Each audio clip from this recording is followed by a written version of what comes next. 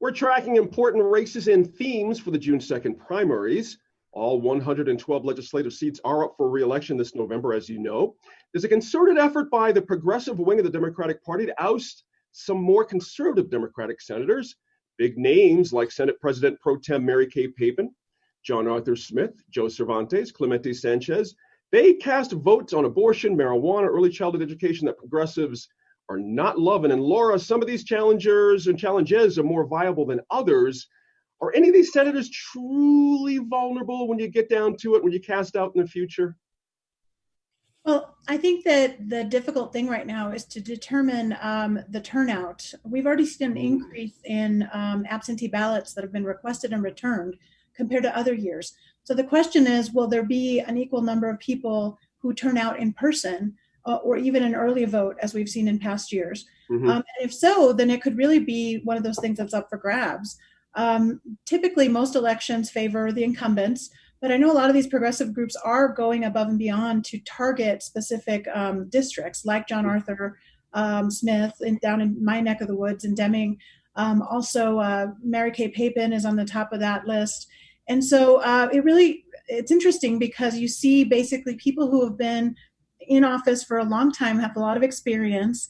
And I think there's an argument to be made that for those individuals that have had that experience, going into a very uncertain time with a special session coming up, with another session, as Diane remarked previously in the previous segment, about going into the regular session and having to make very tough decisions. It's interesting to see people trying to take on these incumbents that have had years and years of experience in making really tough decisions.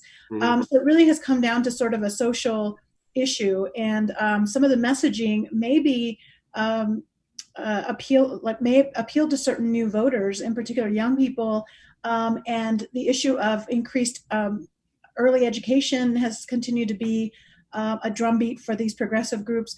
But again, some folks go back to the argument, well, if there ever was a rainy day, we're dealing with it right now. So the idea of sort of taking more money out of our rainy day fund, our permanent funds, to put into more spending, for some conservative Democrats, I think in those areas, that might be too difficult a pill to swallow. So I do think that there's, I think in this election, everybody's vulnerable at some level, but I think we'll also see which ones of those incumbents actually have a strong ground game. The other thing to think about is that most of those incumbents haven't had a real race in a long time, and certainly having to do things remotely and by email and by Zoom is very foreign to a lot of them. So that may be a factor as well. Dave, pick up on that. A lot of interesting dynamics now about how to campaign, where to campaign, all that kind of thing. Yes. I mean, basically, all the rules have been thrown out the door. We are looking at, no one knows how to campaign. You cannot have a house party. You cannot really have anything. Apparently, it has worked to be phone canvassing. People are actually answering their phone. I'm dubious that that's true, but maybe it's true. But one of the things that I was reading, the New Mexico Political Report was talking about how, some of the less conservative Democrats were complaining because the older Democrats or the more experienced Democrats had made choices about the abortion law, and things about pot and all of these kind of issues. And I thought to myself, I agree. I mean, I'm a lefty, I'm a liberal Democrat. But on the other hand, strangely enough, all of the major issues changed in the middle of these races. The COVID crisis hit, the pandemic hit. I'm not sure, when you look at what John Arthur Smith did, for example, he's kept the state's bond rating very high, which keeps our money cheap. And so, and the other thing that I kept thinking was, maybe we're fighting the wrong battle. People are concerned. What is my future? How am I going to eat? What's happening with rent? Where is federal money coming? Are we going to get more stimulus? Are we going to get less stimulus? People's issues have become very personal and very economic. And I'm wondering if new and sort of the new sort of, upstarts are addressing the issues that people in the middle of the race became the most prominent, which was, how am I going to feed myself and my family? I'm not sure they have. Good points there. That's very interesting. Hey, Diane, 2 Republican senators have a primary challenge from sitting House Republicans. Greg Fulfer faces Rep. David Gallegos and Jim White. Up against Rep. Greg Schmiedes. I mean, what's the dynamic driving that in your view?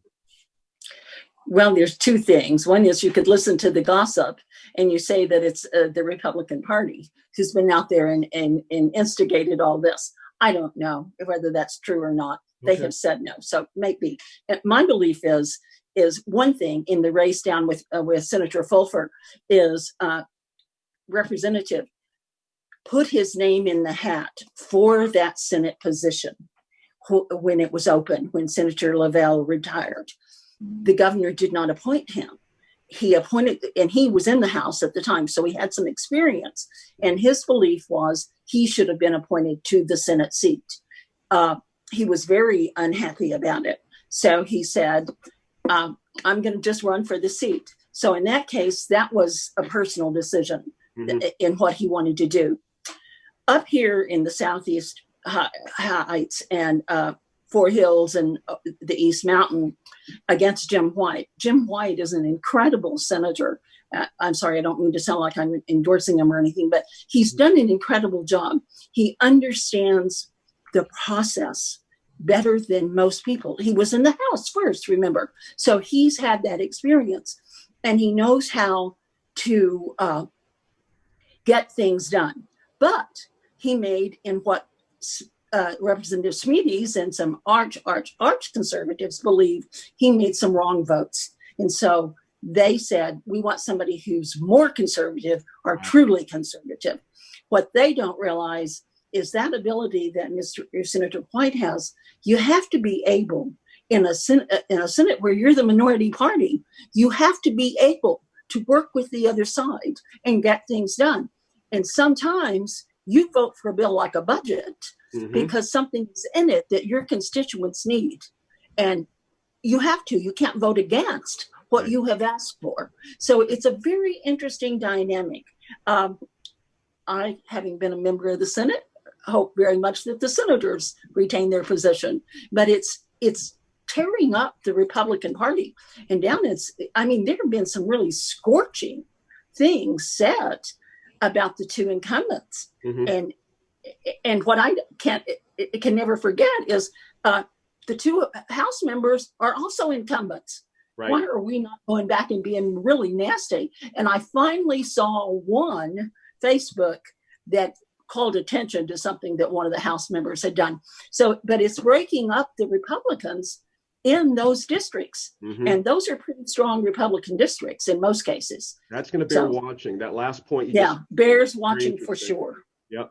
Hey, Laura, 2018, big blue wave, no doubt, big gains for Democrats in the House.